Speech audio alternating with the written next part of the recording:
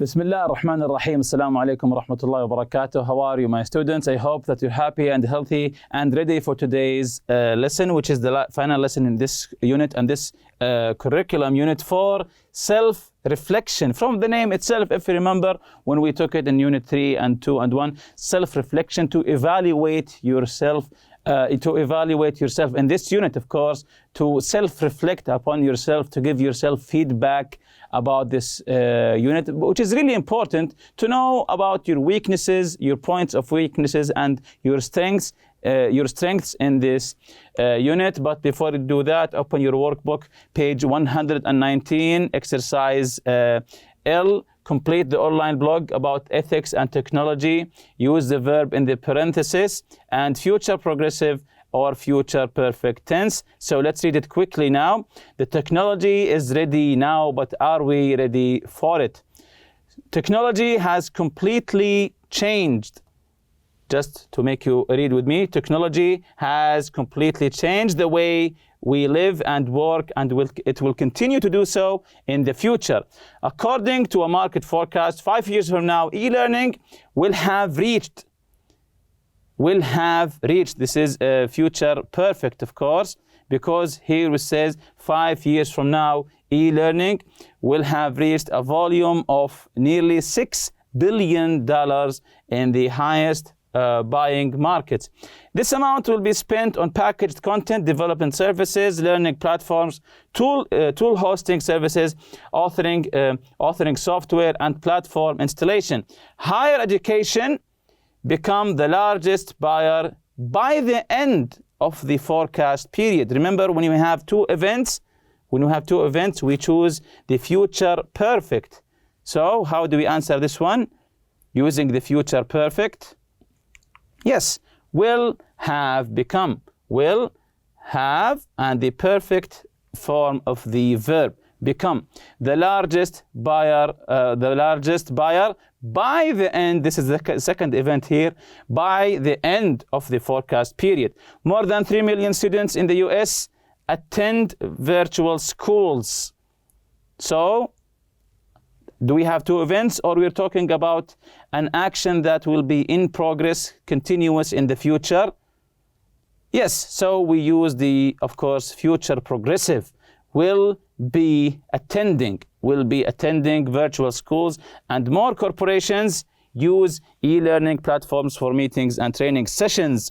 So, and more corporations, it's the same thing. We're talking about the future. Will be using e-learning platforms for meetings and training sessions. Moreover, rapid developments in robotics and AI, artificial intelligence, will mean that soon we will all be able to study or work remotely from the comforts of our home. We will send our robot to school or to the office instead. By 2025, it's quite possible that some households will own a robot to carry out porter-style tasks, such as delivering and carrying packages. By 2030, experts believe that robotics and the verb develop. And remember, here we have by 2030, so we have two events. Yes, very good. So now we choose the future perfect. Will have developed so significantly that smart robots will be capable of performing autonomously and make common sense decisions. By 2050, some scientists believe that smart robots, and the verb is reach. So it's the same as this one. So, yes, will have reached. It's the same thing, future perfect. Will have reached such a high level of intelligence that they will be able to provide emotional care and companionship to the elderly and sick. So the robots will develop emotions. So is this good or bad? It's according to your own view of this matter. Exercise M, page 119. Answer the questions about the text. So about the text that we just have answered. What will have happened by the year 2025? If you go back to the text, what will have happened by the year 2025. So this is future perfect in the question form. What will have happened by 2025? Go back to the text. Read it carefully again. So let's check the answer now. What will have happened by 2025? And also the second question, would you buy a smart robot? Why or why not? So of course this is according to your own opinion. So going back to question 1, what will have happened by 2025? So by 2025, it's quite possible that some households will own a robot to carry out porter-style tasks, such as delivering and carrying packages. By 2025, it's quite possible that some households will own a robot to carry out porter-style tasks, such as delivering and carrying packages. Would you buy a smart robot? Why or why not? Of course, the year 2025 is not far from now. It's almost 2 years or maybe even less. So are you excited about getting a new robot that will do some chores for you, some tasks for you? Are you excited? Or some people are afraid of the idea that robots are being intelligent, having emotions, having feelings. So what do you think about this issue here? Would you buy a smart robot? Why? If you say yes, why? If you say no, why not? So you can answer this one, of course, by yourself.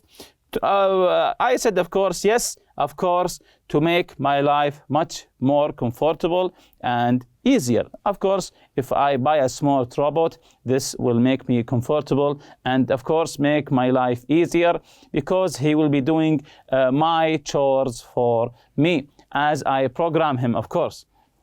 Or I program it because it is a robot. So would you buy a smart robot? Yes, of course, to make my life much more comfortable and easier.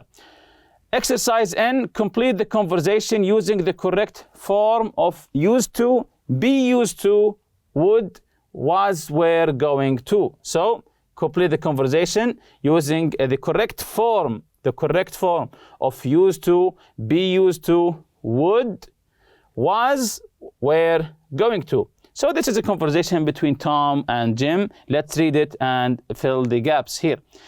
Tom, can I talk to you about a problem I'm struggling with? Jim here. Sure, what's going on? Tom, my brother isn't doing very well in his history class. He be really hard-working student.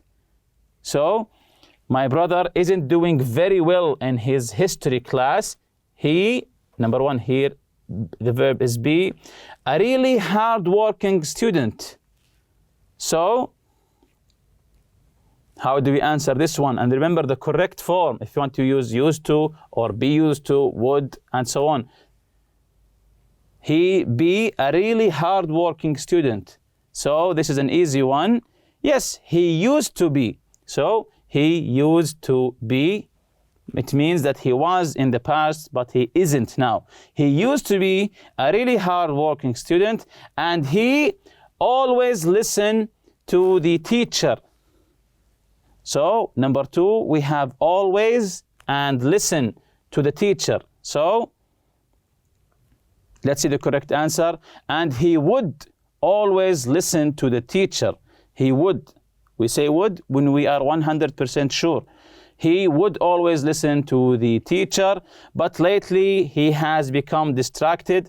Anyway, he has asked me to write his history report for him.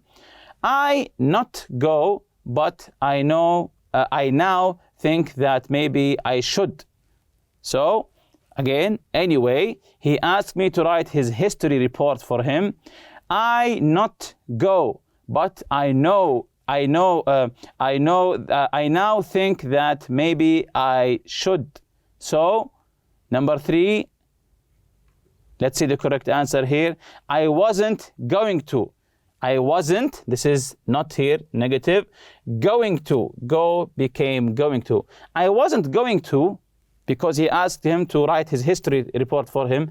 I wasn't going to, but now I think that maybe I should. He is my brother after all, so he thinks that he is helping him. Jim, I don't know. It seems kind of dishonest to me. If your brother be such a good student, why can't he write his own report? So it seems kind of dishonest to me. If your brother used to be such a good student, used to be, to talk about a past situation here, past situation. If your brother used to be such a good student, why can't he write his own report? Well, he really wants to join the school football team and he hasn't been concentrating on his studies. I've written a few papers for him over the last few months. Jim here, oh no, Tom, that's terrible. You should stop writing those papers. Tom here, I know, but I want my brother to do well in school. Mom and Dad, use him getting great grades and they will be disappointed if he fails. So, Mom and Dad, use him getting great grades.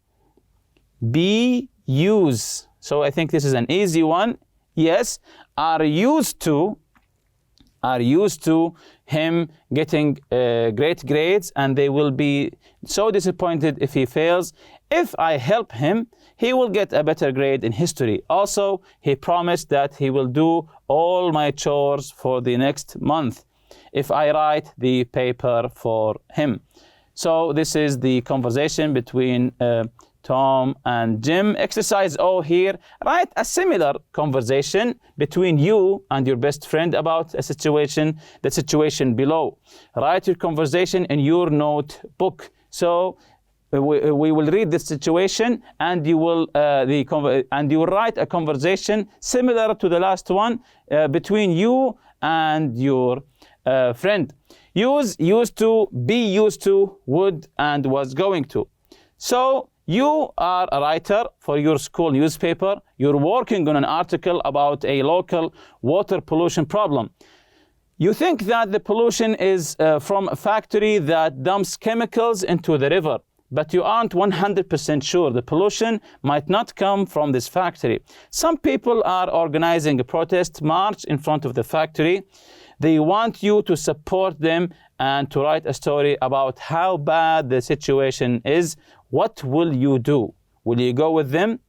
But you're not 100% sure. So in this situation, read it carefully. Try to have a conversation with your friend. Of course, use what we have learned.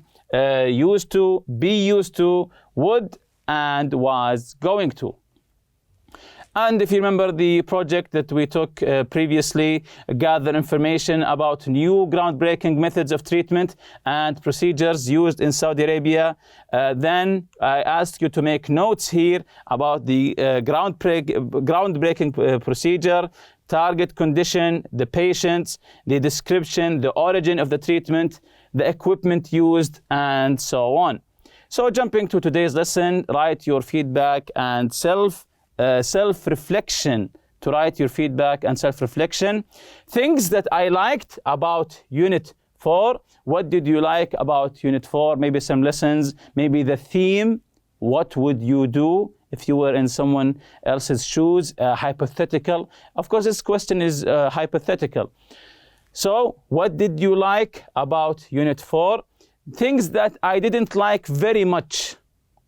Things that you didn't like very much about this unit. Things that I found easy in Unit 4. Maybe some of the vocabulary, maybe the conversation or the listening part about the rescuers in the mountain, and so on. Things that I found difficult in Unit 4. This is a really important one. What was difficult for you in Unit 4? What was difficult? So you write them here, and then you ask your teacher or your colleagues to help you and maybe revisit these lessons and try to understand them well, so they won't be difficult once you try to answer questions about them in the exam. Here's a checklist for Unit 4. If you remember, I can do this very well. I can do this quite well. I need to study and practice more. Talk about ethics and morals and moral dilemmas. To talk about ethics and morals, if you remember, a dilemma is a situation which is a difficult choice that has to be made between two or more alternatives, especially ones that are equally undesirable. And the word moral and ethical are related to ideas of right and wrong behavior.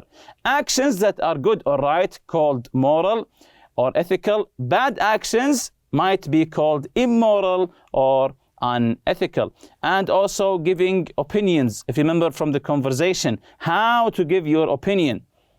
These sentences or these phrases will help you.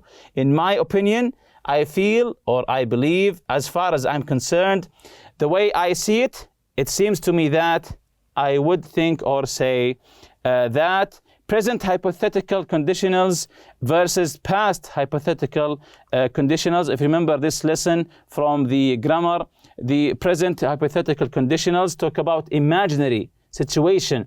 The simple past tense is used in the if clause. Would, could, or might is used in the result clause. So we have two clauses, the if clause here and the result clause. The if clause, we used the past tense. If you asked me my opinion, but of course you didn't ask me. That's why we said it's imaginary. I would tell you the truth. And we use the past hypothetical conditional to talk about things that did not happen. Things that didn't happen in the past. They're often used to express regret or criticism. And of course, we use the past perfect in the if clause and would have, could have, or might have in the result clause. If I had tutored him, he might have passed the test. Did I tutor him? No, of course. That's why we call it imaginary. We use also the use of implied conditionals. If you remember the implied conditionals here, that we don't have to say or to utter the if clause, and the use of as if, as though for unreal situation. If you remember here, we use as if and as though plus past or past perfect to suggest that something is unreal or untrue. He talks as if he were an expert.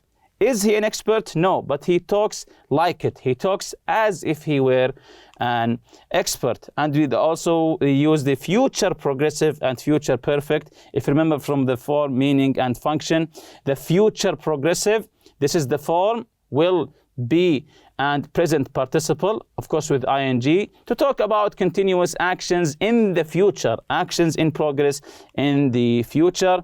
And the future perfect, that we have two events. A future perfect is used to express idea that an action will be completed before another action or another event in the future, or before another specific time in the future also.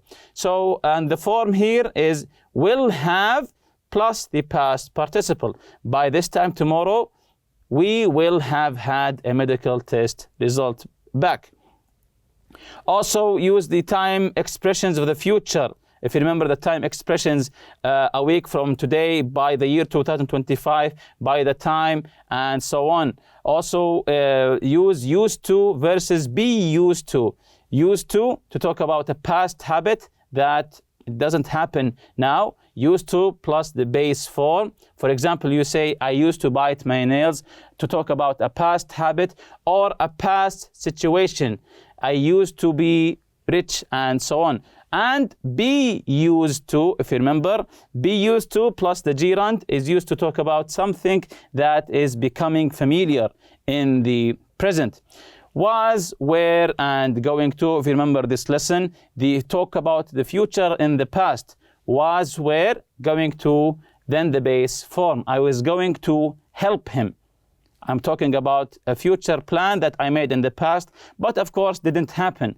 I was going to help him, I was going to pay, and so on. Then write your 5 favorite new words from Unit 4. And if you're still not sure about something in Unit 4, read through the unit again, listen to the audio material, study the grammar and functions in the unit again, and remember always to ask your teacher for help. And with that, we reach the end of this lesson and this unit. See you in the next lesson, inshallah. سبحانك اللهم وبحمدك. أشهد أن لا إله إلا أنت أستغفرك وأتوب إليك. السلام عليكم.